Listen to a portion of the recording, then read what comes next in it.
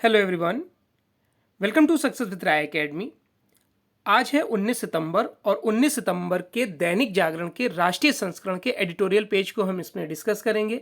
आज दो आर्टिकल हैं हमारे पास। पहला आर्टिकल है विकसित राष्ट्र बनने का सरल उपाय, किस तरीके से हम अपनी इकोनॉमी को सुधार कर एक विकसित राष्ट्र बन सकते हैं। और नरेंद्र मोदी जो वर्तमान प्रधानमंत्री हैं, उन्होंने 2047 तक का ये विज़न रखा है और इसी को यहाँ पर GN वाजपेयी द्वारा डिस्कस किया गया है, जो LIC के पूर्व चेयरमैन भी रह चुके हैं और सेबी के भी अध्यक्ष रह चुके हैं। इस आर्टिकल को भी हम देखेंगे। और दूसरा आर्टिकल है सिविल सेवा परीक्षा पर उठते प्रश्न। ये एक सिविल सर्वेंट रह चुके हैं डॉक्टर विजय अग्रवाल, और ये यूट्यूब पर काफ़ी वीडियो भी बनाते हैं सिविल सेवा से जुड़े हुए।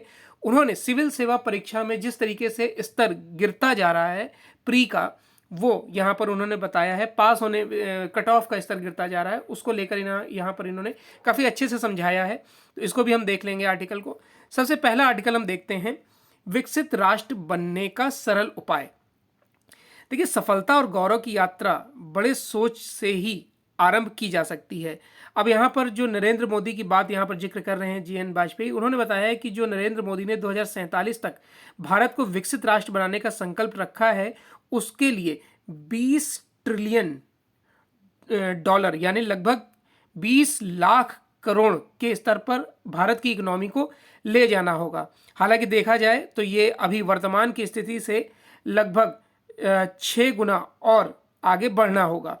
अभी अगर हम बात करें 2021 और 22 की, तो जो भारत की अर्थव्यवस्था है वो 147.36 लाख करोड़ तक ले जाने का लगभग है इसमें।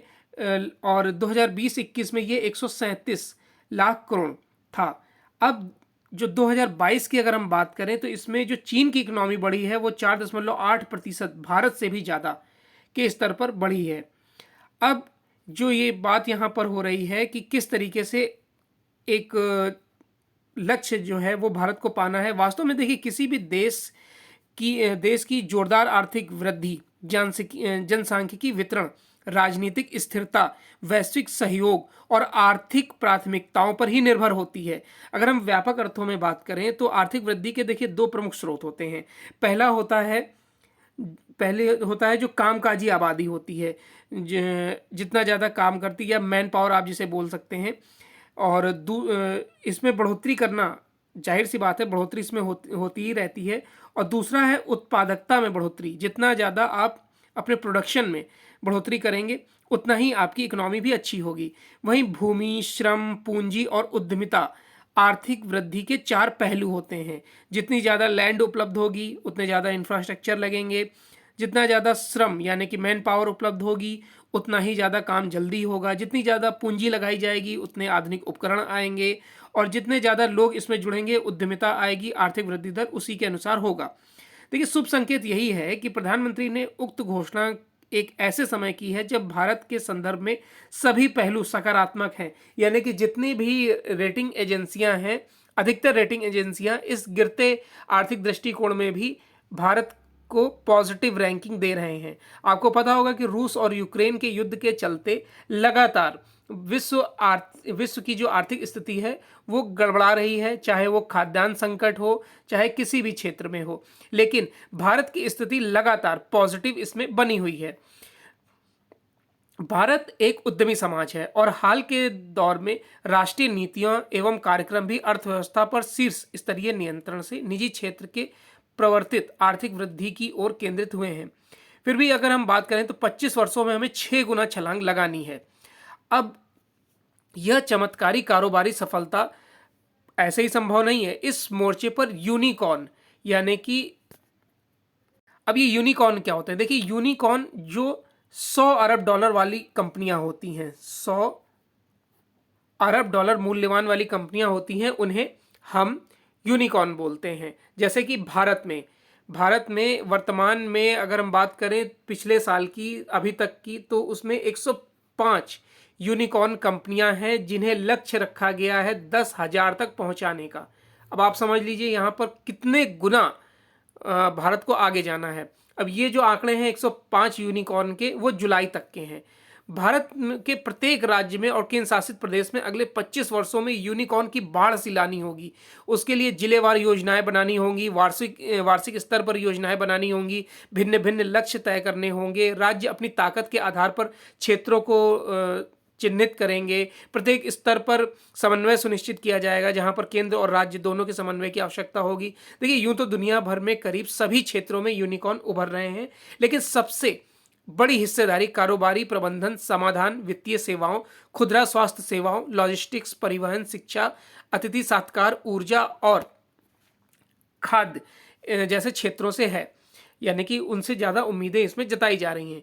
यूनिकॉर्न 4 अनुकूल पहलुओं, व्यक्तियों यानी मैन पावर, तकनीक यानी टेक्नोलॉजी, पूंजी यानी फंड और बुनियादी ढांचे यानी कि इंफ्रास्ट्रक्चर पर संचालित होता है। आकांक्षी पुरुष, महिलाएं, मार्गदर्शक और इन्व्यूलेटर यानी कि नए उद्यमों को विकसित करने वाले इसके पहले बिंदु में शामिल हैं। सहयोगी, ये सारी अभी जो बातें हुई वो मैन पावर की हुई। उसके सहयोगी सेवा प्रदाताओं में वकील, अकाउंटेंट, ऑडिटर्स, निवेश बैंकर, लॉजिस्टिक सुविधाएं उपलब्ध कराने वाले और मानव संसाधन जुटाने में कुल पेशेवर आते हैं। उद्योग संस्थानों और राज्य के लोगों से जुड़ी इस कड़ी को मजबूत करने के लिए मिलकर कार्य करना होगा। दूसरा पहलू आता है टेक्नोलॉजी, जिसमें हार्डवेयर, डाटा सहित संसाधन साझेदारी और नवाचार सुगमता जैसे बिंदु शामिल हैं। बेंगलोर में यूनिकॉर्न के बड़े जमावड़े के पीछे तकनीकी सहयोग एक महत्वपूर्ण कारक है। इसलिए तकनीक एक मजबूत जन स्तंभ की ओर के साथ या के रूप में माना जाता है। पर्याप्त वित्तीय संसाधनों की उपलब्धता किसी भी उपक्रम की सफलता के मूल में होती है। चूंकि किसी नए प्रयास में सफलता की सीमित गुंजाइश को देखते हुए ही नए विचार को वित्तीय आधार मिलने में हमेशा हिचक देखने को मिलती है। यानी कि जो नए कारोबारी होते हैं या फिर नए कारोबार जब इस स्टेबल किया जाता है तो आपने देखा होगा कि उनको फंड बहुत कम दिया जाता है। यानी कि कहीं ना कहीं उसमें डर छुपा होता है कि बिजनेस चलेगा या नहीं चलेगा। इसी आवश्यकता की को भांपते हुए भारत सरकार ने कुछ इंक्यूबेशन केंद्रों को वित्तीय संसाधन आवंटित किए हैं। साथ ही सिडबी के माध्यम से वित्तीय संसाधनों की व्यवस्था की जा रही है। अब लगभग 2 साल से कम पुराने स्टार्टअप 20 लाख रुपए का अनुदान ले सकते हैं। साथ ही वह बिना कुछ गिरवी रखे 4.5% वार्षिक ब्याज दर पर 5 वर्षों के लिए 50 लाख रुपए का कर्ज भी ले सकते हैं। जहां तक बुनियादी ढांचे की बात है तो उसके 3 घटक हैं: भौतिक स्थान, कनेक्टिविटी और सहयोगी सेवाएं जैसे कि स्वास्थ्य, शिक्षा और मनोरंजन इत्यादि। उद्यमी संगठित, स्वच्छ और बेहतर सुविधाओं वाले शहरों में रहने के आकांक्षी हैं। सभी मौजूदा भारतीय शहर भीड़ भाड़ से भरे हैं, वहां रहने के लिए परिवेश भी उतना सहज नहीं है। इसलिए बेहतर होगा कि एक्सप्रेसवे के आसपास अत्याधुनिक सुविधाओं वाली टाउनशिप विकसित की जाए। इससे महानगरों और अंतर्राष्ट्रीय हवाई अड्डों तक उनकी पहुंच भी आसान होगी। साथ ही ये नई टाउनशिप 3 प्रकार से मददगार होगी। इनसे शहर पर भीड़ भाड़ का बोझ घटेगा, आधुनिक पर्यावास का सृजन, विकसित देश का प्रगति होगी और ये सतत आर्थिक वृद्धि में सहायक भी होंगे। चलिए, नेक्स्ट आर्टिकल है सिविल सेवा परीक्षा पर उठते प्रश्न। अब यहाँ पर बताया गया है कि इन दिनों यूपीएससी की जो मेंस परीक्षा आयोजित की जा रही है, जो 25 सितंबर तक होगी। इन परीक्षा में देखिए 3 चरण होते हैं: प्री, दूसरा होता है मेंस और तीसरा होता है इंटरव्यू। अगर हम बात करें पिछले साल की, तो पिछले साल यानी कि 2021 में जो प्री का रिजल्ट है वो गया था 43.77%। अब ध्यान देने की बात यह है कि अगर वहीं हम देखें 2016 में तो ये प्रतिशत था 58%। अब इतना प्रतिशत जो ये गिर रहा है उससे इसकी दयनीय स्थिति का पता चलता है। इस वर्ष इसमें और भी गिरावट, क्योंकि लगातार गिरावट जारी है तो जाहिर सी बात है इस वर्ष भी इसमें गिरावट आएगी। इस बार की परीक्षा में जिस तरीके के अनसुने, अनजाने और अनपढ़े प्रश्नों का ढेर लगा दिया, उनसे परीक्षार्थी भी बड़े निराश थे। पूछे गए प्रश्नों को देखकर यही समझ में नहीं आ रहा है कि वो अगले वर्ष इसकी तैयारी करे भी कि ना करें। देखिए, प्रारंभिक परीक्षा के परिणाम की घोषणा से पता चलता है कि जो 1000 वैकेंसी थी उसके लिए 13,000 यानी 13 गुना विद्यार्थियों को मेंस के लिए पास किया जाएगा। लेकिन परिणाम आने के बाद अफरा तफरी इस बात को लेकर मची है कि बड़े बड़े दिग्गज धराशायी हो गए, यानी कोचिंगों में जो अच्छा स्कोर करते थे वो प्रारंभिक परीक्षा में फेल हो गए। यह स्थिति प्रारंभिक परीक्षा के बारे में कुछ मूलभूत और अत्यंत महत्वपूर्ण प्रश्न खड़े भी करती है। जैसे कि पहला और सामान्य सा प्रश्न तो यही है कि क्या देश की इतनी प्रतिष्ठित उच्च स्तरीय प्रतियोगी परीक्षा का इतना कम कट ऑफ मार्क्स ये सम्मानजनक बात है? बिल्कुल नहीं है। देखिए, इसी परीक्षा के समान अध्ययन के द्वितीय प्रश्न पत्र को मात्र क्वालिफाई करना होता है। देखिए, जिसे सीसेट बोला जाता है, उसे सिर्फ क्वालिफाई करना होता है, यानी कि उसमें 33% अंक लाने होते हैं। वही जो समान अध्ययन वाला पत्र होता है वो स्कोरिंग होता है, यानी कि उसमें हमें जितने ज़्यादा नंबर लाएंगे उतने ज़्यादा स्टूडेंट मिनिमम से मैक्सिमम के आधार पर तय किए जाते हैं। अब उसका 43% रहना वाकई में बड़ी हास्यास्पद बात है और एक चिंता भी है। इसलिए इन सेवाओं को इतना आकर्षक और प्रतिष्ठापूर्ण बनाया जाता है कि इसमें लोग ज़्यादा से ज़्यादा आकर्षित हों, जुड़ें। हम ऐसा नहीं कर पा रहे हैं तो हमें अपनी प्रणाली पर गंभीरता से विचार करने की आवश्यकता है। लेकिन अच्छी बात यह है कि ऐसा किया भी जा रहा है। इसके परिणाम के तौर पर मुख्य परीक्षा के कट ऑफ मार्क्स को देखा जा सकता है, जिसे प्रतिभा का संपूर्ण एवं वास्तविक परीक्षण करने वाली परीक्षा माना जाता है, क्योंकि ये सब्जेक्टिव होती है, ना कि ऑब्जेक्टिव होती है। 2016 में साक्षात्कार में जाने के लिए न्यूनतम 787 अंक की जरूरत थी। यह पिछले वर्ष की परीक्षा में 745 अंक रही थी। 2016 में साक्षात्कार के अंकों को जोड़ने के बाद चयन के लिए न्यूनतम अंक 988 थे, जो पिछले साल 944 रहे।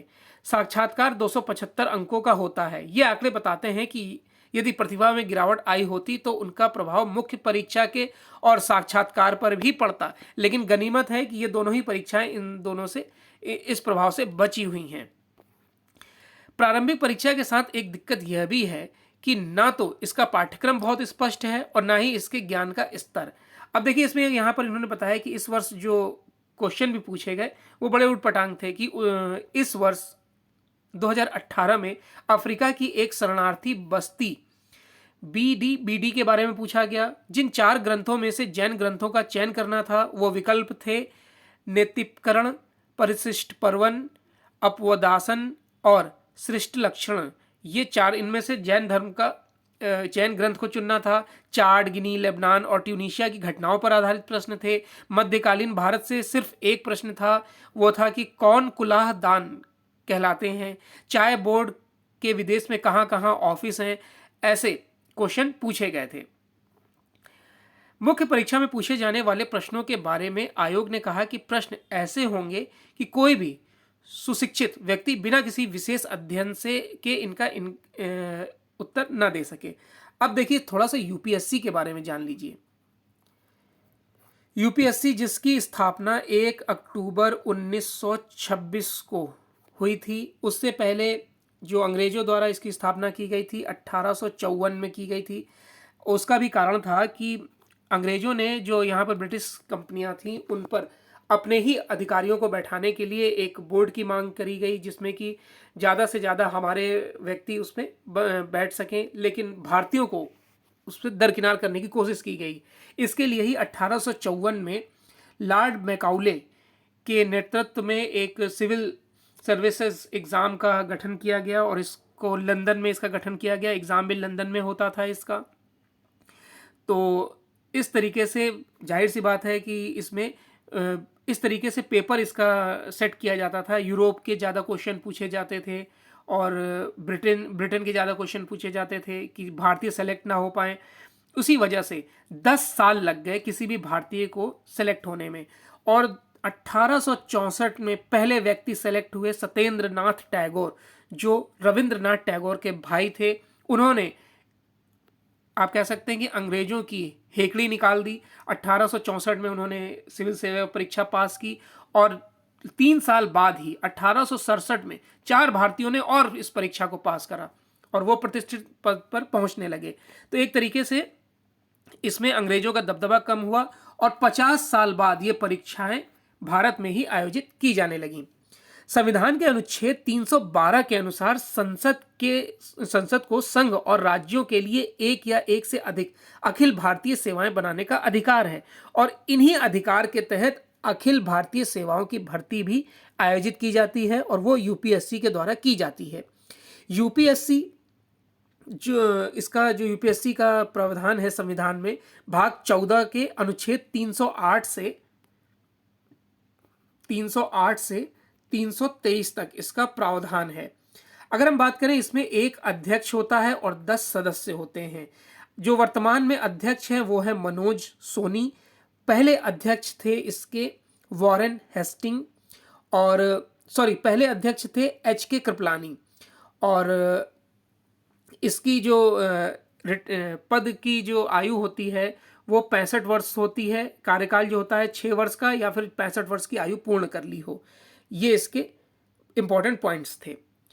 तो जो भी लोग यूपीएससी की तैयारी कर रहे हैं या जो मेंस की परीक्षा दे रहे हैं, उनके लिए शुभकामनाएं।